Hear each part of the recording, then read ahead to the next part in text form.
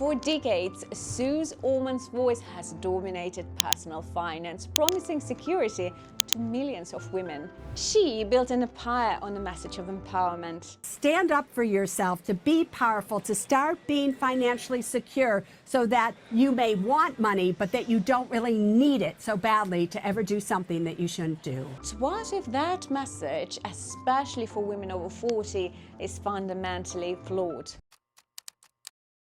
Let's be clear, the world is not financially fair to women. The statistics are stark. In 2023, the official poverty rate for women 65 and older was 10.5% compared to 8.9% for men in the same age group, and the gap widens with age. Among those 80 and older, women have a poverty rate of 14.7%, significantly higher than 10.3% rate for men.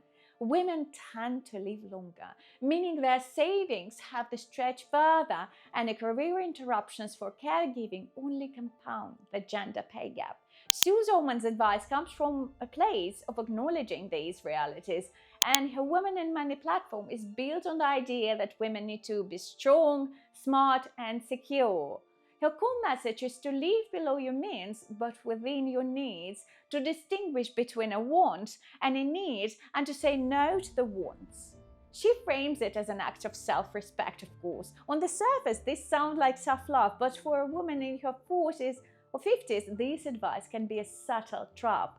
Why? Simply because it can anchor you in the mindset of scarcity. A philosophy of extreme frugality is fundamentally defensive. It's about preventing disaster, but it does little to promote growth. Your 40s and 50s are often your peak earning years. This is the time to play offense, not just defense. This is the time to focus on dramatically increasing your income, not just incrementally decreasing your expenses. When the main financial message you hear is cut back, say no, spend less, it can subtly influence your bigger career moves. You might be less likely to negotiate a huge raise because you're conditioned to make do with less.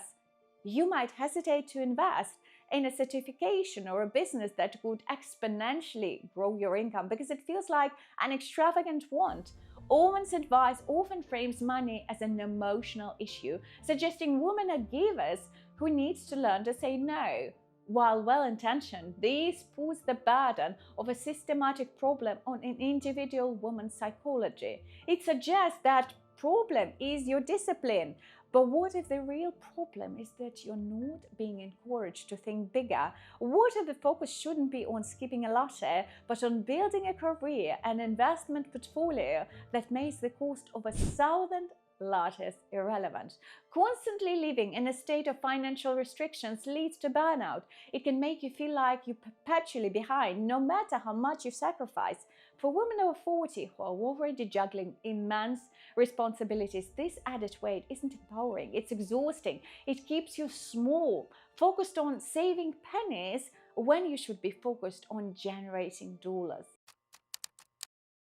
Suze Orman has been one of the loudest critics of this rule, calling it very dangerous and saying it doesn't work anymore. Her alternative leans toward a much lower withdrawal rate. While her advice is personalized, she has suggested that those retiring in their early 60s should aim to withdraw no more than 3% or so, while 4% might be fine for someone who waits until age 70. Her logic is based on fear. Market volatility and longer lifespans mean you should take the least amount possible.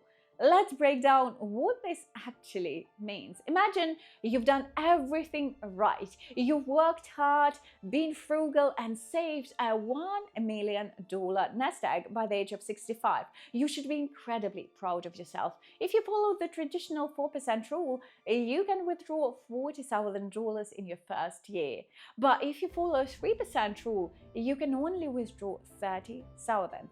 That's a $10,000 difference every single year for the rest of your life.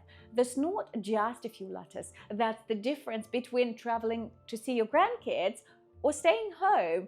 It's the difference between affording quality healthcare and making compromises. It's the difference between a retirement of dignity and one of constant financial anxiety. the implications are massive. To generate that same $40,000 of income under 3% rule, you wouldn't need $1 million.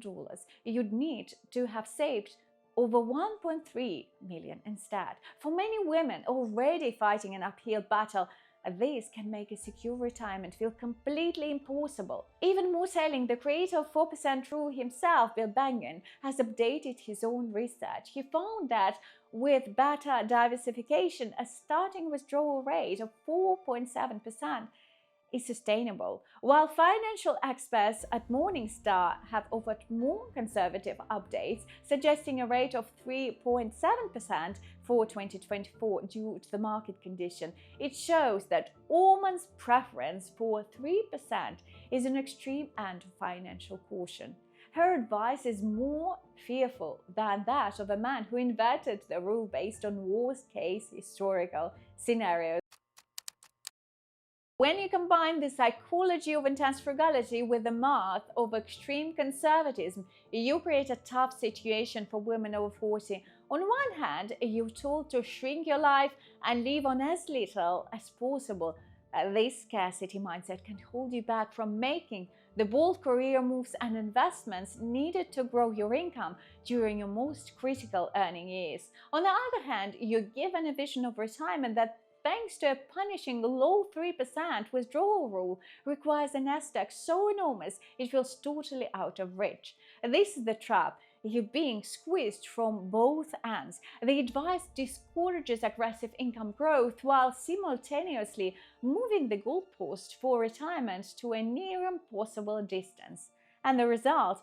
Financial paralysis. When faced with a goal that seems impossible, it's human nature to shut down. Instead of feeling empowered, you feel defeated. You might think, if I need over $1 million just to live on $30,000 a year, why even bother?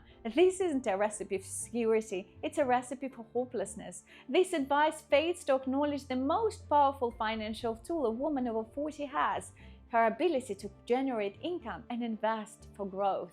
The conversation shouldn't just be about how to scrape by in retirement. It should be about how to build a portfolio and income streams that allow you to thrive.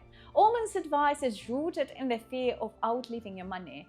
But there's another equally tragic risk: outliving your life while your money sits untouched, a prisoner of fear-based formulas. Say, if the old model is broken, what's the alternative? It's a framework built on abundance, growth, and empowerment, not fear. It really comes down to two big shifts. First, a radical shift in your mindset. Your primary financial focus after 40 shouldn't be on pinching pennies, it should be on income generating. It means embracing the mindset of abundance. It means having the audacity to ask for that big promotion, to negotiate your salary with confidence, and to invest in yourself and to explore starting that business you've been dreaming of. It's about shifting your identity from super saver to power earner. Focus on the income side of the equation. Growth is the engine of wealth, not deprivation. Second, adopt a dynamic and personalized retirement strategy. Let's ditch the rigid one-size-fits-all rules. The idea that a single percentage, be it 3, 4, or even 5%, can define a 30-year retirement for every single person is just silly. A modern retirement plan is flexible, it adapts. You might withdraw more in your active go-go years of early retirement and less late in your slower years. You might use a bucket strategy, keeping a few years of expenses in safe liquid cash, which allows the rest of your portfolio to stay invested for longer and protects you from selling stocks in a down market. You might work with a true fiduciary advisor to build a plan that is as unique as your own life, factoring in your specific goals, health, and risk tolerance, not just generic sound bites. This approach puts you in the driver's seat. You are no longer a passive follower of gurus' dogma. You are the CEO of your own financial life, making intelligent, informed decisions based on real data and your personal goals. For decades, Suze Orman's advice has been presented as the safest path for women.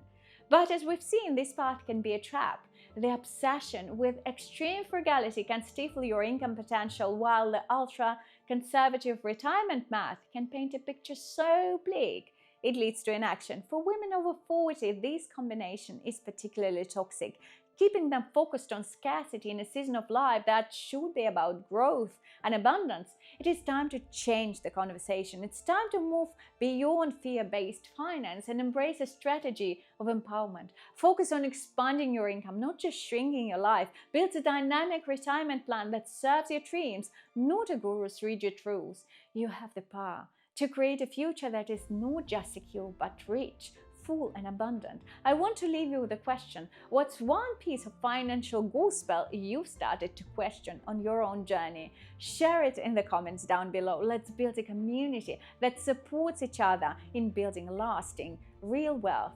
Thanks for watching, and I'll see you in this video right here.